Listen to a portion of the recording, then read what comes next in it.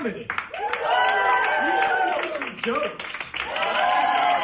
Usually some jokes about cancer, because that's what I got. 12 to 15 minutes. I was going to do this as a normal stand-up set, but most people want crowd work now, and I think that'd be weird given the subject matter. Just raising hands and then calling you stupid for having a loved one. Who cares? Don't worry, this is not a show like making fun of cancer. This isn't like Stolen Valor. I had it. I had borderline stage 3 colon cancer about a year and a half ago. Don't worry, I made it. I'm here.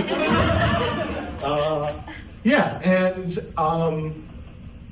I'm one of these people. I'm one of these young people who are getting it more often, right? People in their late 20s and early 30s. Don't get freaked out. I see these two, they're freaking out.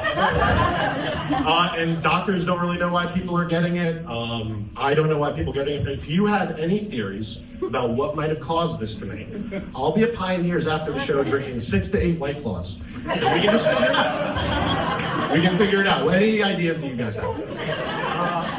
So the name of the show is obviously 4 people. And all 4 of those people, spoiler alert, had cancer. And they inspired me. The reason why I named it after 4 people is because of a man named his name, because if any of you know him, he should be shamed. To me at a fantasy football draft, I know this man, I see him once a year. The week after I had gotten surgery to get my tumors removed, and 2 weeks before I started chemotherapy, and told me I was whining a lot. He said, I have a neighborhood kid on my block, and he has no mouth or jaw because he has mouth cancer. Right? And I never hear him complain. That was my first thought, like he would if he could. But he was like, but then he goes, I can name 5 people who have had cancer who have handled it better than you. I see this man once a year. And, you know, I was thinking, what sick freak ranks people with cancer in their head? So here are the 4 people I think are the best who have had cancer. The first person is Roman Reigns. Do people know who Roman Reigns is? Yeah, I know this is the pit and wrestling is close to sports, so I'm really worried about it. Yeah, so Roman Reigns is a WWE superstar. He's cousins with The Rock. He's a movie star. And he goes day to day with leukemia. He suffers from leukemia and has to take medication every day. Now, his accomplishments as WWE champion, acting, I don't care. And the thing about him that I think is the most impressive is that this man has leukemia, and he's still somehow the sexiest person I've ever seen. He is so sexy. I come from the Queens, Long Island border, so I have a lot of Republican friends. And I went to a very liberal college. And so when I try to explain sort of liberal takes to them, they have no understanding of it. But I tried to explain to them sexuality as a spectrum, and I showed them a picture of that fucker. They're like, yeah, power slam me. I'm ready to go. The reason why Roman Reigns inspired these jokes is because the WWE, for all of it being an evil, awful, awful organization, does do a lot with Make-A-Wish, and I think Make-A-Wish is a great organization, and I immediately asked for one when I got diagnosed. Which led me to think that the Make-A-Wish Foundation is a little bit bullshit. I know, real hot take at the top of the hour.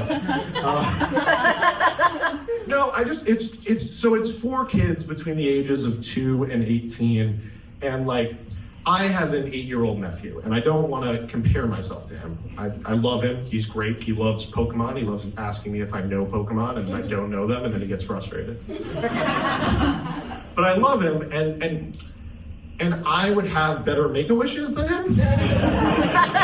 I would pick better things. Like I know, I live in America. It's 2025. I know what it's like when people who look, sound, and act like me get a wish, and it's not been great. Yeah, that one's a waiter. 90-day block like the terrorists.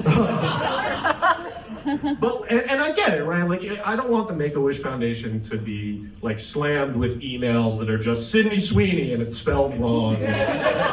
I want Shane Gillis to kiss me on the mouth. Like, but I would just say, like, I want what an 8-year-old wants. I want to be an Avenger. I want to be on my favorite baseball team for a day. You know, I want to meet Sydney Sweeney. She's my favorite. It's funny because I say all this, but I actually did get the Make-A-Wish I really wanted when I was 12 because I got sick, which is that my parents got back together. Which would have been great when I was 12, but it's bad now that I'm an adult and they're fucking and they make it my problem. I went to the movies with them at 10 a.m. today. We saw The Amateur with Rami Malek, and my parents were like, we're gonna go hang out. And I was like, oh, gross. All right, weird transition. Speaking of torture, person number 2 is Jigsaw from the Saw movies. Do people know who Jigsaw is? Have people seen the movies? I haven't. I'm a huge pussy. I haven't seen a single one of them. But I do like reading the Wikipedias of them. And what I've learned about Jigsaw is that man is incredibly productive. He has chemo. He has chemo for 7 movies, and he kills hundreds of people. There's a movie where they create a focus group of the people that he didn't get, and it's 10 people. And he set up 10 extra traps that didn't even fucking work. The only game that I played when I had chemotherapy was, is this a poop or is this a fart? And I played it on my couch. And I went undefeated. Thank God, imagine. I wouldn't have been killed, I would have just had to replace my couch. But what inspired me about Jigsaw is that getting sick, it created new fears in me. Right? When I was a kid, I was scared of the puppet Jigsaw, and now having cancer, I'm scared of dying alone. Mainly because I was in a relationship while I was sick, and then we broke up after I got better. I'm not saying she waited until I got better, but it's scary now. It's scary to think that nobody will be by my side if something else goes wrong. And it wasn't at first, but then my Instagram algorithm changed. Do people know about this? Do people know that when you break up with someone, they stop defending your Instagram from the evils of the world? When I initially became single, my Instagram was just full of hot people, which I was fine with. You know, Tate McRae, Doja Cat, Nosferatu. It was a no. It was a lot of Nosferatu. And I was really, I was fine with that. I was fine to look at Nosferatu. I wish there was more. That's not what happened. Instead, Instagram seems to know that you're even more single and more vulnerable to being preyed on. And so it stops being Tate McRae and it starts being people telling you to play blackjack and they keep losing. It's people hitting on 16s because you know you won't hit on anyone. It's I didn't know who Andrew Tate was until I had my breakup, and now I learned that if I sneeze, I might as well be a girl, and that's been strange. It was horrifying to me to find out that so many adult film stars have podcasts. I'm just worried about whoever's listening to those. Like, listen, I am a fan of what they do. I'm a huge fan of these people, but if I'm looking up some content from a Johnny Sins or a Kazumi Squirts, I need there to be more of a visual element. I don't really want their takes on Palestine. It's not who I'm going to. I'm not going to buy a stamps.com from them. Now that I've talked about porn star podcast, the next person is my grandma, Moira. I don't really have jokes for her because I just think she's the best. I love my grandma both in the sweet way and in the cool way, because the only thing I know about my grandma from before I was alive is that she was a character witness for the IRA. my grandma was, it's cool to know that your grandma would have backed up Luigi. You know what I mean? She would have been like, he's with me. She would have loved Kneecap. I am really, oh boy. A lot of Protestants in the crowd. But when I was thinking about my grandma, it kind of got a little scary for me, a little sad, because I realized that my grandma died the same time. I was the same age that my nephew is now when my grandma died. And that scared the absolute shit out of me. Because I remembered what it was like. We moved into her apartment when I was younger, which I can't explain how weird that was. The only way I can explain it is like if your parents told you that you were moving into Santa's workshop at the mall. And then Santa's not there anymore, but you live there. And anytime you ask where Santa is, Mom has to go take a nap for 6 hours. I didn't know I was going for those, but that's good. No, but the thing about my grandma that was most important for the show is that she's really inspired the ending, which we've gotten to. Thank you all for dealing with my cancer jokes and letting me be vulnerable. I really appreciate it.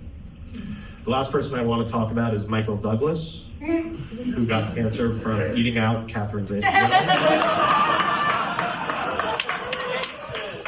which is objectively the coolest fucking way to do it. And the way I was planning to end the show was I was going to do a bunch of really crass puns about eating out Catherine Zeta-Jones. And then two things happened. One, my improv team informed me that I do a lot of movie references, and I watch a lot of movies, and I thought it might be bad to think that the audience knows Catherine Zeta-Jones's filmography well enough, right? Like if I go up to you guys and I'm like, he had no reservations about that. Where do you think it happened? Chicago? Wait, I got two more. I'll get them out. Talk about a side effect. No, not a lot of Soderbergh fans in the audience. And then the last one I had is, do you think when he was eating out Catherine Zeta-Jones, when he got it, he was trying to make a Z with his tongue? Right, and that's crass. That's disgusting. Who would do that on a stage? And I thought about, I had to think about my grandma. I was like, would my grandma, if she was around, be happy with me doing these jokes? I don't think she would. She was a deeply Irish Catholic woman. I don't think she'd be down. I think she'd probably have a very, very scary name for whatever cunnilingus is and that type of vibe. She would probably call it something like kissing the evil Blarney Stone or the sin that God can't take back. And but it also made me think about my nephew. Once again, I can't stress enough that I love my nephew. He's the only member of my family I enjoy the company of. He's very funny. He's such a, and he's so funny. Like we went to the touch tunnel at the Liberty Science Center and he thought he could just sit there. And I was like, that's not the fucking point. A couple locals in the crowd, you know what I'm talking about. And I was scared because I thought about, you know, what if I got sick again? Because if I got sick again, he would have to sort of live with my absence the way my grandma did, or I did when my grandma was gone. He would have to think about like me as a role model, and I don't want him thinking of me as the guy who said, I'm sure Michael Douglas got cancer the 12th time, Ocean's 12. And I just want to be a good person. And then the worst fear came to my head, which is what if he gets sick? What if my nephew gets sick? Little 8-year-old. He's not gonna be able to handle it the way I did. He's gonna be really bad at it. Is it a fart or is it a poop? He's already bad at it now. He's got no fucking things going wrong. And it scared me. And the thing that scared me the most, and once again, thank you guys so much for being vulnerable. Let me be vulnerable up here. Is that I would have to sit there and pretend to enjoy his shitty Make-A-Wish. Thank you guys so much. I really do.